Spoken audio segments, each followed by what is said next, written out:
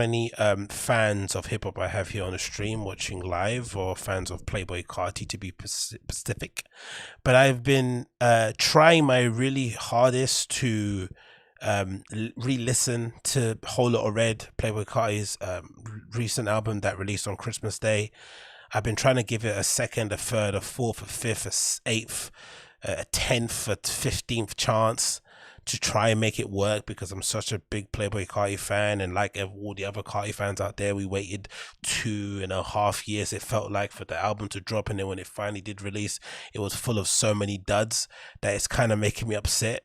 And it's really confusing now, because publications like Pitchfork, which are notoriously known for being a little bit weird with their gradings of albums, has now decided to bestow the honor of best new music for Playboy Carti's Whole Lotta Red. And I just simply don't understand. I do not get it. The album is probably a whole lot of mid, as it's been, negatively labeled.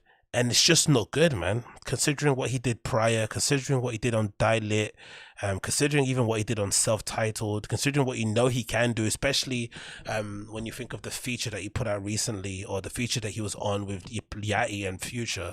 This album just doesn't come up to par. There's about, I'm going to say, 5 good tracks on there at best, 5 that I really enjoyed. But as an entire project, it just isn't good. I guess it shouldn't be any surprise, again, because I have mentioned prior on the show that I remember listening to a show or podcast or somebody speaking in Hollywood, or somebody involved in the entertainment industry, and they always said, whenever you're thinking about, whenever somebody in the entertainment, whenever you're thinking of somebody in the entertainment industry, somebody crosses your mind you haven't seen or heard from in a long while, it's either they're not relevant anymore, or they're hooked on drugs and alcohol or something. Someone mentioned that, right? There's only those 2 options. If you're involved, and I guess the whole premise behind that is that if you're involved in the entertainment industry, once you get in, you're going to be constantly wanting to feed the beast. You're going to constantly want that instant gratification. So there's no way you're going to purposely decide to take breaks and vacations and step away from the scene, especially if you're hot. You're going to continually want to be in front of the camera. It's just one of those drugs that you can't kind of get out your system. But there's obviously those unicorns who do exist, right? Those kind of recluses, like the Frank Oceans of this world. There's a few other people, right, who kind of don't really enjoy the limelight per se, and they don't really care about being relevant. They just do what they do, release it when they want, and just keep it moving. But somebody like a Playboy Carti, considering his age, considering the genre of music he makes, considering his overall talent, it just doesn't make any sense for someone like that to have taken that long of a break in between albums, from Die Lit to Whole Lotta Red, and for us to expect for the album to be good. It's just not likely. It just isn't going to happen. And I guess we shouldn't be that surprised, isn't it? And prior to that also, yeah, Kendrick is a good example too. That's a good one to mention. Prior to that, I think there was a lot of feeling, I felt like anyway, when I was looking at it from the outside in, there was a lot, I saw, maybe the change in style I didn't have a problem with, because again, I'm a big fan of Rick Owens myself, so I love the aesthetic that he was kind of going for, and he kind of evolved into. But there was a lot more, I felt, leaning into the rock star lifestyle, yeah, on the tracks, visually and probably lifestyle wise, that it made me believe that he wasn't spending that time away from music crafting a great project or honing his craft in any way, shape or form. He was definitely just indulging, in OPM, as he says, and inviting around some bad bees into his hotel room to have some undisclosed PS5 fun. But for sure, the album didn't benefit from that break at all, not in the slightest. And again, it's just confusing considering the review that Pitchfork gave to it. I just don't like. It's hard to kind of wrangle as a fan, because again, I think sonically, I've listened to the album like more than 10 times. I've given it a go. I've put it in, good headphones. I've played it through a Bluetooth speaker. I've listened to it on a run. I've listened to it when I was in the supermarket somewhere. I've done all that I can do to make it work, but it's just not there for me. It really isn't there. And it's so disappointing, because I was really looking forward to it. This is one of the main things I was looking forward to, especially in light of COVID, right? I remember seeing this screenshot a few weeks ago, when Cyberpunk dropped, of somebody on Reddit basically saying that they were crying and they were in tears and they were upset because of all the bugs and the and the errors that were riddled all around Cyberpunk during its release, of course, that most of you are aware of. And the reason why they were saying that was because, with COVID, the only thing that they were legitimately looking forward to this entire year was the ability to maybe play Cyberpunk, right? And it's unplayable. And at first when I saw that screenshot, I was like, oh, this guy's been a baby, innit? Like, who cries over a flipping computer game?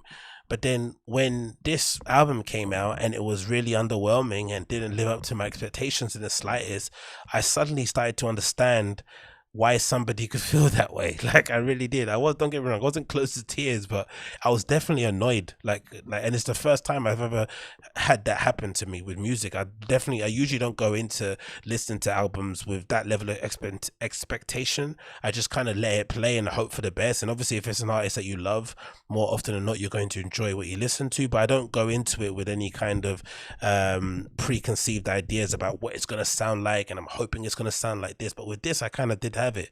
I kind of let myself dream, and maybe it was kind of not his fault, right? Throughout that 2 years gap that we were all patiently waiting for the album to drop, loads of leaks came out. We tried to listen to the leaks. I had a whole collection of leaks that I put into a little EP that I kind of run back 3 or 4, 7, 8, a million times in the gym. Some stuff that had been kind of blatantly recorded off of a TV, some stuff that had been leaked off of the hard drive and wasn't finished and not mastered.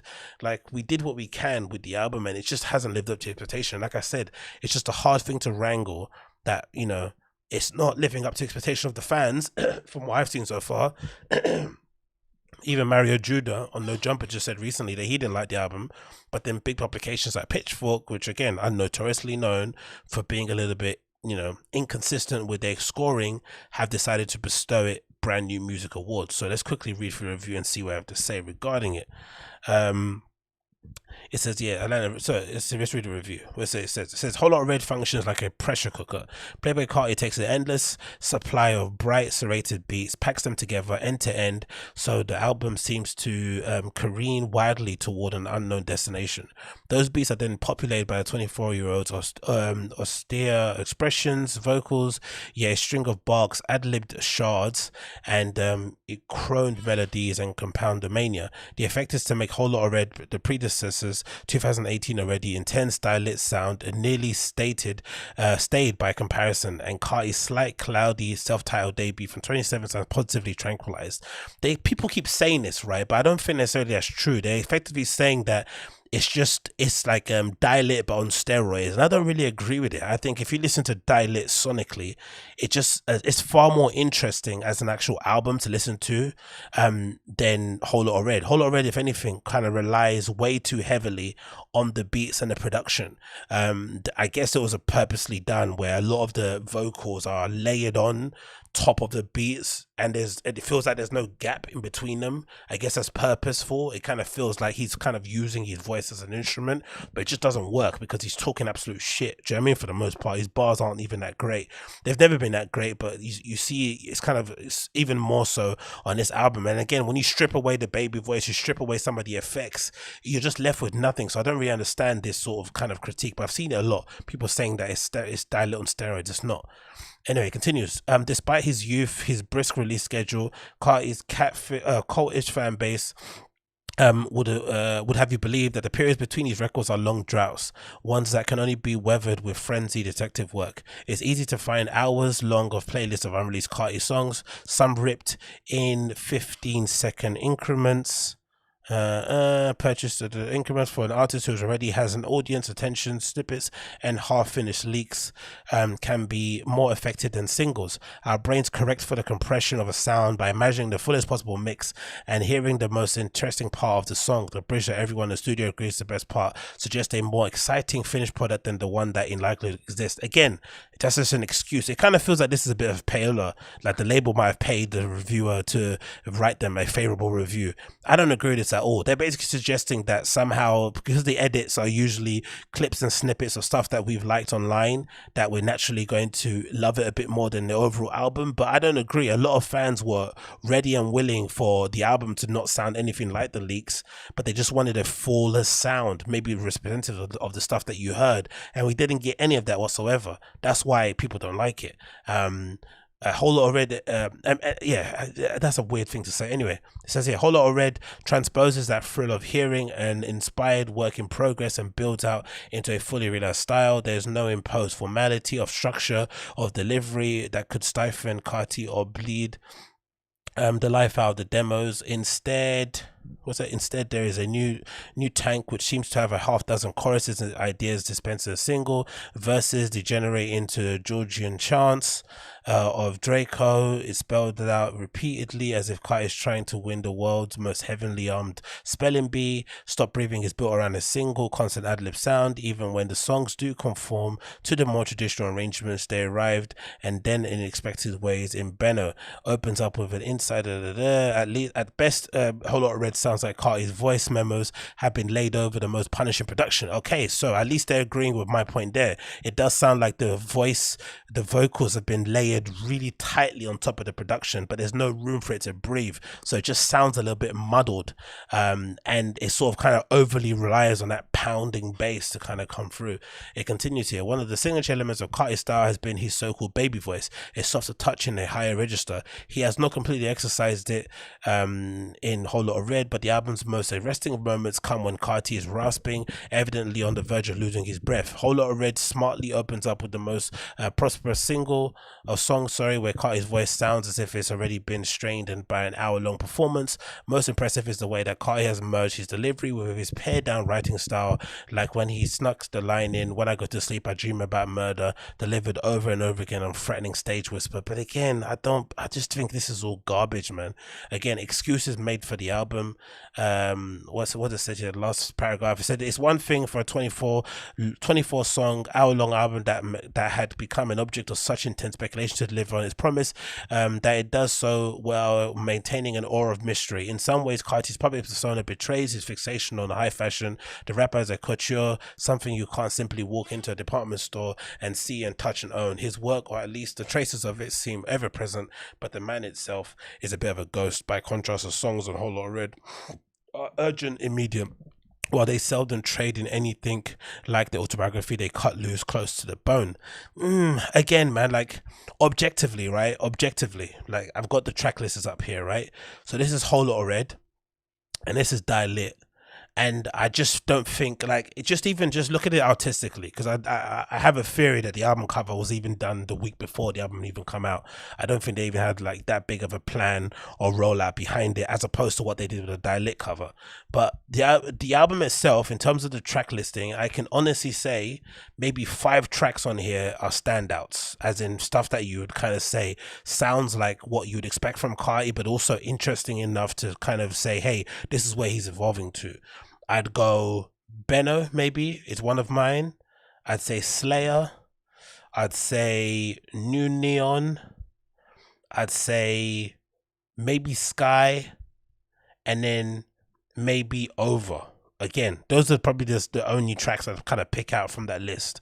But then if you go on Die Lit, the album that came out in 2018, like, even the worst song on here, which is probably Top, because I think when I checked on Spotify, Top had the least amount of the least amount of streams on there, something like 18 million, right? Even Top, the worst song on there, is probably better than the best song on Whole Lot of Red. It's not even close. Top is much better than anything on there. And then I think the second least listened song is this one, Middle of Summer, featuring Red Cold Hearted. And then the other one next to that is probably going to be Home, KOD, right? Bring that bunny on, daddy's waiting for it. Bring it, that song is like better than everything on Whole Lot of Red. There's nothing that even compares close to it. So when people say, "Oh, the album's good," keep people need to kind of take away the expectation of it and see it for what it is. It's like, no, objectively it isn't. And then when you add into the fact that this entire rollout was essentially ruined by Carti's extramarital affairs and the whole controversy around Iggy with the baby and that girl and all this sort of nonsense, it does add to this idea that he was completely distracted. He wasn't concentrating on honing his craft or presenting or putting together a cohesive album that kind of develops on the sound that he's obviously popularized. And essentially the fans paid the price, waiting 2.5 years maybe, for this album to drop. And then when it finally does drop, it's a whole lot of mid. And again, I've tried so hard to make this album work, but it just isn't working for me, man. It just sounds so terrible. And it's disappointing. It's sad to see. We really wanted it to be a thing, and it just hasn't been a thing at all in the slightest. And yeah, man, I don't know. What can you do in it? Maybe it's a lesson to me in terms of releasing any form of expectation when it comes to listening to some of these new kids, because I can't blame them in some respect. You get signed, you put out an amazing album that's critically acclaimed, and then suddenly you're kind of you're a multi-millionaire overnight. You're the muse of all these amazing fashion designers in Paris. It's going to be difficult for you to sit down and write raps and put together, beats and collaborate with producers and whatever it may be. It's just going to be difficult to do. There's way too many distractions. But yeah, it's a disappointing, man. Just as a fan on the outside looking in. But I guess it is what we have to do. It is what we have to do.